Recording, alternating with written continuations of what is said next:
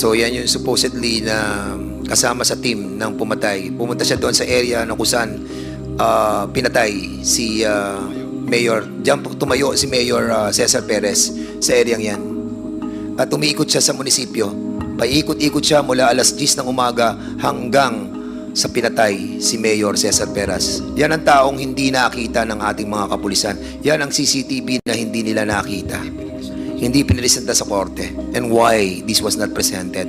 Itong ban na to na ginamit nilang AC 4033, nirambol lamang nila yung plaka na ginamit kay Halili. Diyan sila nagtago. 6:12 hanggang 8:30. Ayan, dyan. Andito ang munisipyo sa kanan. Andyan yung gunman, ang location, at dyan nila tinira yang si Mayor. Nakita niyo yung pader sa may likod? Doon nakaporma yung FB. Doon nakaporma yung killer. Mula 8:43, naglakad si Mayor.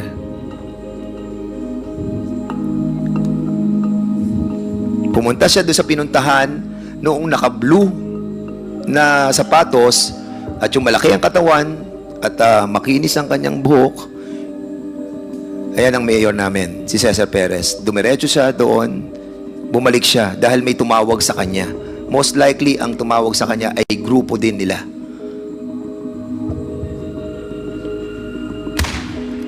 At dyan na pinatay ang mayor ng Los Baños. At sa area yan, wala dyan si Tamisin. Wala dyan si Konsehal Norbin Tamisin.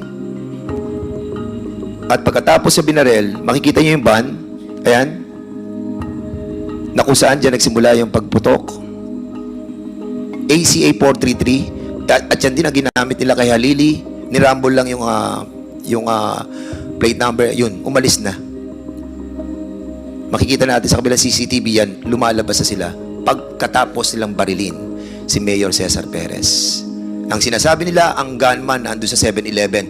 Andyan ang gunman.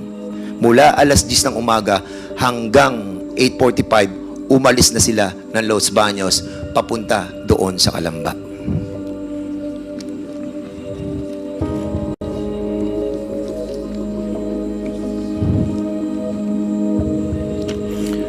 Alright. Okay. So we have invited, Mr. Chairman, also the mga PNP sa Los Baños. Yung ating pong Colonel Albotra, you are now a colonel, correct? Mr. Chair, I am Police Captain, Mr. Chair. Captain Albotra? Yes po, Mr. Chair. Ay, ano ka na? Captain pala. Yes, From major to captain. Yes po, Mr. Chair. Tama ba? From Chairman. captain muna bago. Yes. Colonel, Captain Albotra, anong class ka? 2006. I'm a member of Paid Pay Class 2006, Mr. Chair. 2006, so classmate kayo ni Colonel Santi Mendoza. Yes, Mr. Chair. Why you're still rank of captain? Most of your classmates are light colonel and some are major. Mr. Chair, 2 months ago, Mr. Chair, my promotion order was cancelled last 2016 na promotion, Mr. Chair. Kaya balik po ako sa rank of Police Captain. You're demoted? Not demoted, Mr. Chair. Cancelled lang po, Mr. Chair. Cancelled yung promotion mo for major? Yes po, Mr. Chair. Miss Garma, is the guy, Captain Albotra, is the person that you mentioned? Yes, Your Honor, Mr. Chair. So you confirm that Captain Albotra is the same as alleged Colonel Albotra? Yes, Mr. Chair. Thank you, Mr. Chairman. Captain Albotra, during that time, no, noong June 4 hanggang June 27 of 2018, no, June 4 to June 27, 5 days before the killing of Antonio Halili, you were assigned sa Calamba City. Yes or no? Yes po, Mr. Chair. You were assigned in the Calamba City primarily for what purpose? Anong assignment ang binigay sa iyo nung nasa Calamba City ka? Mr. Chair, last June 14, 2018, I was issued order. Anong inassign sa iyo? Anong inassign sa iyo? Anong function mo? Intel operative po, Mr. Chair. Intel ng ano? Intel ng Calamba City Police Station po. Ng SDEU, Opo, Mr. Chair. Drug Enforcement Unit. Correct? Yes, Mr. Chair. So, yun ang reason kung bakit ka nilipat for 23 days sa Calamba City. And Calamba City is just beside Tanawan City. Tama? I have no idea, Mr. Chair. Okay. So, sa loob ng 23 araw na you were assigned in Calamba City as intel of the Drug Enforcement Unit, anong ginawa mo sa loob ng 23 days that you were assigned in that city? Mr. Chair, I have submitted the affidavit, Mr. Chair. Yes, we have received your affidavit. Nakalagay po doon, Mr. Chair, yung mga araw po ng timeline po at saka yung mga activities ko po doon, Mr. Chair. I got your affidavit. But what I'm asking you is, anong ginawa mo bilang ikaw ay intel ng DEU sa Calamba City? Anong work ang ginawa mo during that time? Mr. Chair, nagtrabaho po ako bilang intel and SDEU ng Calamba City Police Station for only 6 days, Mr. Chair, because our order was nullified then, Mr. Chair. Hindi yun ang tinatanong ko. You were designated June 4. June Tama? 14 po, Mr. Chair. Ha? June 14, Mr. Chair. Andito sa affidavit mo. On June 4, 2018, I was issued SO number 7750 for reassignment from Region 7 to Region 4, Calabarzon. Yes, Mr. Chair, that's the special order, Mr. Chair. Yeah, special order. Yes po, Mr. Chair. So ngayon, lumipad ka na doon. So, Lumipad po ako ng June 8, Mr. Chair. I think that was Friday. yeah, oo. And then, It doesn't matter na sa akin yun eh. Ang tinatanong ko sa iyo, anong ginawa mo nung panahon na sinasabi mo dito from June 12, June 14, na nakuha mo yung order mo, sinasabi mo, tapos umalis ka na doon ng June 27, nung ikaw binalik na sa Region 7, anong ginawa mo sa area? Kasi yun ang trabaho mo, Intel DEU di ba? So, anong in-Intel mo during that time? I only work as intel, Mr. Chair, for only 6 days, Mr. Chair, kasi nalified nga po Okay, yung order correct. namin. Opo. Sa 6 days, anong ginawa mo? Nagtrabaho po ako, Mr. Chair. Anong tinrabaho mo? Yung mga Mr. Chair, flagship programs po ng PNP. Ng ano? Gambling, drugs, wanted persons. Meron pong mga accomplishment niyo siguro doon, Mr. Chair, na nakikita doon sa police station, Mr. Chair. At pagkatapos ng trabaho mong yan, ibinalik ka. Yes, Mr. Chair. I remember then RD, Brigadier General Ted Caranza, called us to report to his office and inform us that we will be relieved out of Proper A. So that was very unexpected, Mr. Chair. So after a day or two, nag-back up na po ako, Mr. Chair, at lumipad pabalik ng Cebu, Mr. Chair. At sinasabi mo dito sa affidavit mo, after na babalik ka sa Cebu, nag-courtesy call ka ng July 2, no? Kay Colonel Garma. Mr. Chair, I remember, Mr. Chair, that was Monday. Yun po ay assumption of office ni Ma'am Garma. Kaya pumunta po ako doon. Ngunit hindi po kami nakapag-usap kasi marami pong tao at saka pagkatapos po ng assumption niya, diretso po sila sa conference room, Mr. Chair. Okay, and during that time, July 2, dito pinatay si Tony Halili. At ang sinasabi mo, naandun ka sa assumption ni Colonel Garma. Colonel Garma, can you kindly confirm to us, nung July 2, na kung saan dito pinatay si Tony Halili, were you able to meet si Captain Albotra? Mr. Chair, hindi ko na maalala sa dami po ng mga officers during that time. Okay. At dito sa kanyang affidavit, sinasabi niya dito, noong July 3 to 4, nag-courtesy call siya sa CCPO. Ikaw yon. And July 5, 2018, nag-issue ng order para dalhin siya doon sa traffic patrol group. Na-sign mo. So, kailan mo siya nakausap? So, most likely, Mr. Chair, after the turnover po ng command, when I assumed as city director, so most likely that's before July 5 when the order was issued to him as in charge of the, assigned sa traffic group. At doon mo siya nakausap about dun sa pagiging boastful niya sa nangyari kay Halili? Yes, Mr. Chair, kasi may PDS po kasi yan na pinakita sa akin. So nakikita ko yung kung saan ang mga assignment. So nagtanong ako saan siya galing. So very comfortable naman po siya na nagkwento na galing siya sa Region 4A at nakwento po niya sa akin yung operation. At yun ang against, sinabi niya? Yes, Mayor Halili. Anong pagkakasabi niya, That GM? he is part of the said operation. Hindi naman niya sinabi siya ang bumaril or something, but the fact na sinabi niya he is part, I assume na merong Kinalaman. trabaho. Yes, sir. And mga ganyan kasing trabaho, compartmentalize po yung work. So, hindi na rin po ako masyadong nagtanong. As ang alam ko lang, nakwento niya, sharpshooter po yung bumaril. So, Captain Albotra, do you confirm that nagkaroon kayo ng usapan sa kanyang opisina? Sigurado nag-usap kayo, Mr. Chair, kasi ako po ay nagko-courtesy call, but never did I remember saying something, anything like that, Mr. Chair. Captain Albotra, remember, you are under oath. Yes, Mr. Chair. At kung sakasakali na may kinalaman ka at involved ka sa grupong ito, aminin mo na. Kasi darating ang panahon, hahabulin ka ng pagkakataon, maniwala ka sa amin. Marami na kami napatunayan sa kongresong ito. Marami na kaming napatunayan noong paman. Hahabulin ka namin kung talagang involved ka. Maniwala ka sa amin. Can I say something, Mr. Chair? Go ahead.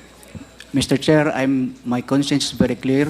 I have not involved in any way to the killing of Mayor Halili, Mr. Chair. What is your relationship with Major Andulan?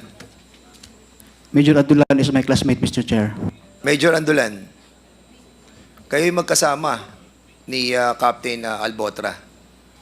Magkaibigan kayo, correct? Not really, sir. He's just my classmate, sir. Ngayon ko lang po siya nakasama, sir. Andito sa Facebook nyo yung mga closeness eh. Ha? Huwag kayong magpo-post kung hindi kayo magkakasama. Ayan, no? Kim Aquino, Parado, Revita, Andulan, Kenneth Paul Albotra. Ang tanong ko sa iyo, Andulan, dahil magkakilala kayo ni Colonel Albotra, ni Captain Albotra, bakit ikaw ang humuli? Bakit ikaw ang humuli kay Norbin Tamisin? Anong kinalaman ng pagkatao mo during that time that you were assigned in Cavite? Mr. Chair, during that time, sir, I was assigned in Batangas CIDG as the chief, sir. Oh yes. Yes, yeah po. Bakit ikaw humuli? Bakit hindi ka nakipag-coordinate sa CIDG namin, sa Kabuyaw? Ang lapit-lapit ng Kabuyaw. No, sir. We apprehended him, sir. We implemented the warrant of arrest. Bakit nga hindi ka nakipag-coordinate sa Kabuyaw? May CIDG tayo dun eh. Yes, sir. I coordinated with the CIDG. You coordinated? Yes, sir. Sa COP po ng After Los the Baños. arrest, saan nyo dinala si Sa Camp Vicente Malbar po, sir. Correct, Yes, Batangas. opo, sir. Tama, Batangas. Yes, sir. Opo. O ba't hindi nyo dinala sa amin, sa Kabuyaw? If you coordinated rightly with the province of Laguna, with the CIDG sa Kabuyaw, bakit dinala mo sa area mo? Sino ang CIDG during that time sa Kabuyaw? If you coordinated with Kabuyaw, Si Major Dilem po, sir. did you coordinated with him rightly, properly? Yes or no? Yes, sir. Through phone, sir.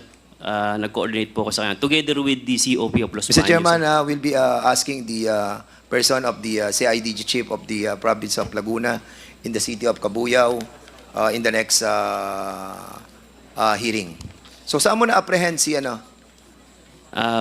Barangay Bukaking Drive, Baguio City, Your Honor, Mr. Chair. So nung ma-apprehend mo si Norbic Tamisin, si konsehal, anong basis ninyo for the arrest order? Mr. Chair, he has a warrant of arrest of murder po, sir, under branch 107 of... And using this picture? no, sir. Anong ginamit ninyo? Paano nyo nalaman na siya yun? We have an informant, sir. So hindi nyo ginamit ng picture na to? Sa pag-aresto sa kanya? No, sir.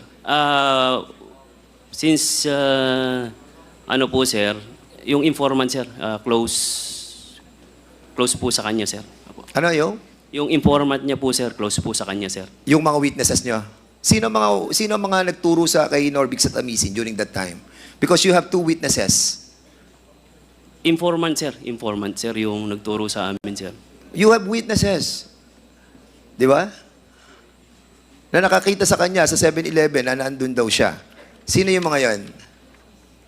Those two informants, sir. Na ginamit yung witnesses sa kaso. Yes, sir. One. Anong pangalan? On the public record dyan. Norbic, sino? Who are these people?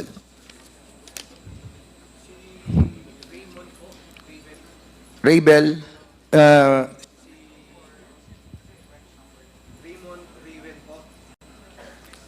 Raymond Raven ng B-10 sa Baipo na hindi naman po doon nakatira.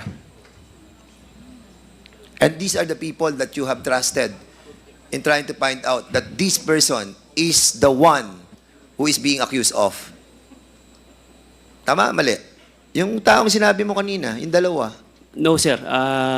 So ano naging basis nyo? Yung sabi mo, yung witnesses, The yung basis dalawa. of the first is the warrant of arrest, sir. And then, sir, may pointer po kasi kami na close po sa kanya, sir.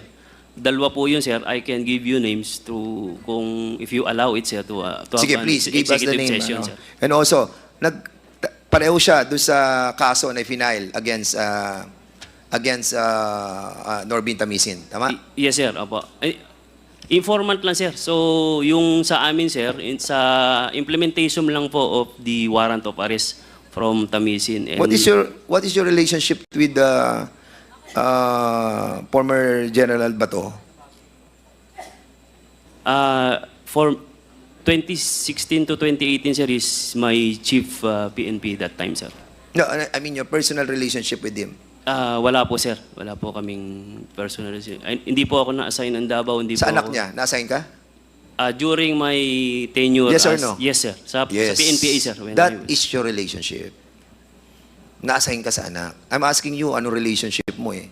Sabi mo, wala kang relationship. Because ikaw ang pinagbantay sa anak ni General Bato na nag-aaral pa yung anak niya sa PNPA. Yes or no?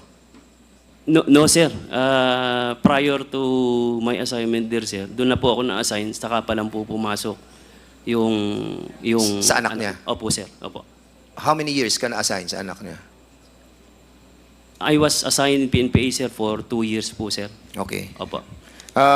Sige, thank you so much. Kay Garduque, asa si... Ikaw ang chief of police. Good afternoon, Your Honor, sirs, Mr. Chairman. Yes, Kailan ka na-assign sa Los Baños? 2020, sir, sometime November up to March 2020. Again, sorry, I was not listening. So, kailan ka na-assign sa Los Baños? Sometime November in 2020, sir, up to February 2021. November 20, a month. Kailan sa November 20? Tell us. Hindi ko na matandaan, sir, kasi wala akong... Latter part of November or early part of November? Early part ng November, sir. Early part. Yes, sir. Are you sure? Siguraduhin mo ha, kasi alam ko latter part ka lang. What is the exact date that you were appointed, designated as Chief of Police of Los Baños? Latter part or early part? Don't lie. If you allow me, sir, let me check lang Sige, yung record ko. bibigyan ka ng pagkakataon, Yes, sir. latter part yan. So, pinatay si Cesar Perez December 3, 2020. bago ka napunta sa Los Baños, nanggaling ka ng San Pedro, o nanggaling ka ng Kabuyaw, o nanggaling ka ng Parañaque, o nanggaling ka ng Davao? Saan ka nanggaling? Cabuyao City Police Station. Kabuyaw. Before Kabuyaw, saan ka galing? San Pedro City San Police Pedro. Station, sir. Galing, bago na San Pedro, Parañaque. Or after ang Parañaque. Later na lang yung Parañaque, sir. Saan ka pinanganak? Bukidnon, sir. Sa? Bukidnon, sir. Bukidnon? No, yes. Nasaan ka sa Davao? No, sir. Okay. Thank you so much. Okay. During that time na na-assign ka dito, December 3, pinatay si Cesar Perez. You all know that the municipality of Los Baños have so many CCTVs. Ang dami ng CCTVs eh. Bakit hindi nyo sinama yung CCTV na nakita namin? Na kung saan nakita kung sino ang pumatay? Bakit hindi nyo ginamit ang CCTV?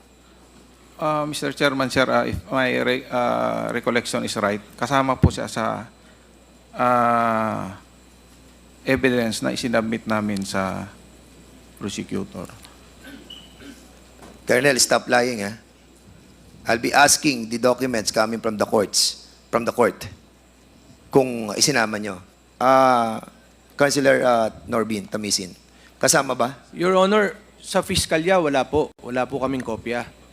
Iyan ay lumabas lang sa Facebook, nakita namin at napatunayan ko po nung nasa korte na po, nung nag-hearing na po kami. Pero sa Fiskalya, bago na isampa, hindi po namin nakita, hindi rin po kami nabigyan ng kopya, Your Honor.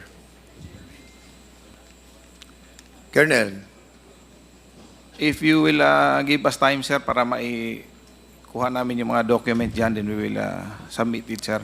Ang alam po namin during the conduct of investigation, kasama po lahat yun, sir, na tiningnan natin. okay.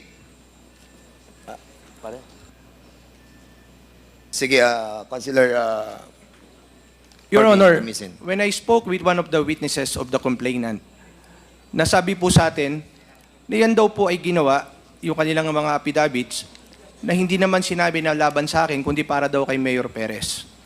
Hindi naman po yan pinanumpaan sa piskal, sa hepe lang. Pero hindi naman daw po sila nagpunta kay hepe. Basta pagkagawa ni Aguilar, yung PSSG Ronel Aguilar, pinunpuntahan sila sa munisipyo, pinapipirma lang, pero hindi po sila, katulad ng isang witness, never po siyang nakaharap si hepe para pirmahan.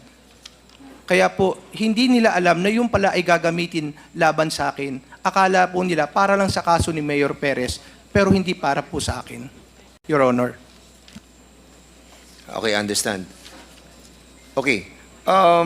Mr. Chairman, may I Sige, Chairman Acop, sige, go ahead, your please. indulgence, Mr. Chairman? Kasi nalilito na ako eh. Kanina, sino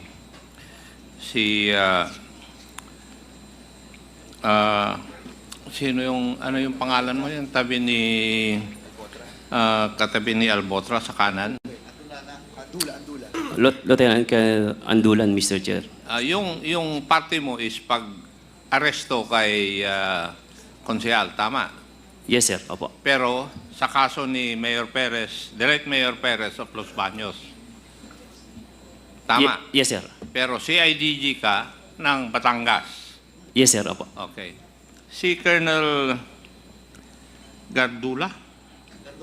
Garduque, you were the chief of police of Los Baños Yes po, sir. nung napatay si Mayor Mayor Perez. Perez. Now, may I know kung merong SITG o task force na nag-imbestiga dito sa insidente na ito? Yes, sir. Tama po, sir. Immediately upon the incident, sir, right after the incident, the SITG Perez was immediately formed. And may I know kung sino po yung head ng SITG na ito? On its initial phase, sir, it was headed by our DRDO, And down who to is the DRDO? Or who was the DRDO then?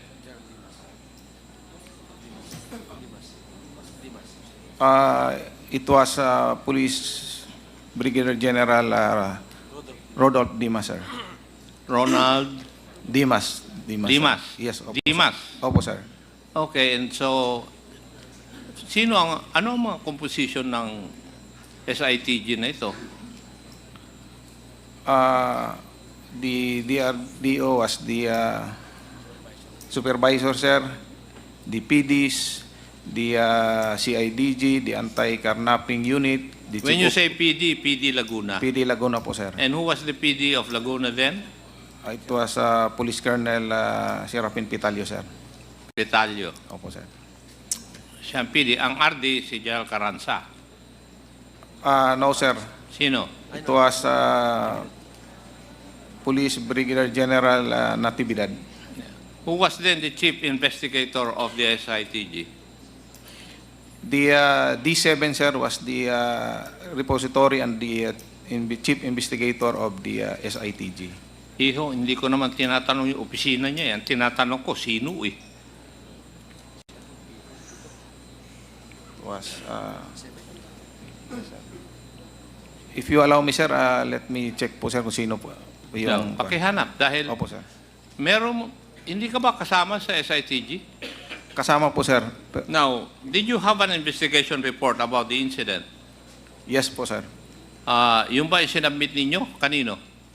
It was coursed through to the PD up to the regional director, sir.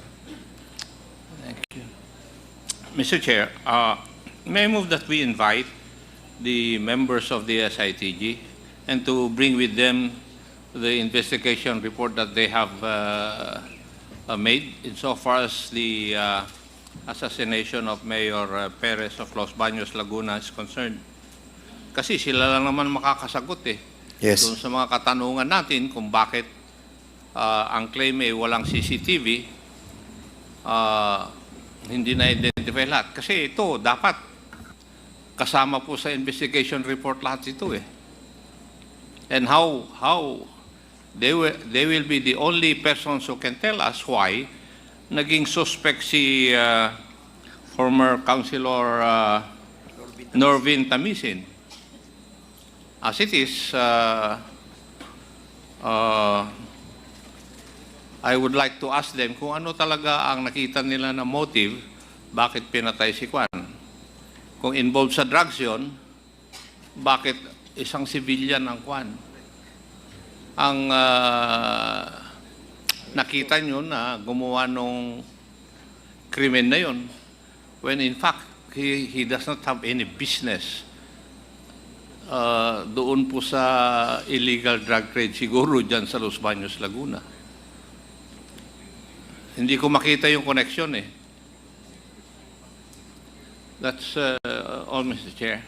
Yes, siguro, Chairman. Comsec, before I yield to Chairman Paduano, I think the person involved in the Task Force Perez was Jason B. Bombasi. Am I right, Garduque? Si Bombasi ang pinaka-head nung He was the chief of the Provincial Investigation Office, but I am not sure if... that he is the one who handles this case.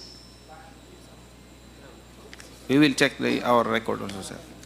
Comsec, can you kindly ask the yung pinatatanong ni General Acop?